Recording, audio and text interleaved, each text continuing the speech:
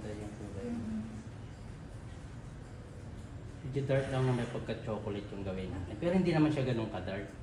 Light pa rin siya. Ito kasi masyadong light na to. So, i-refresh ko yung pagka-chocolate brown niya. Saan ako nakita? TikTok. Sa TikTok. Tambay ka rin sa TikTok. Sige. Okay. Pa-prepare ko lang ha. Okay.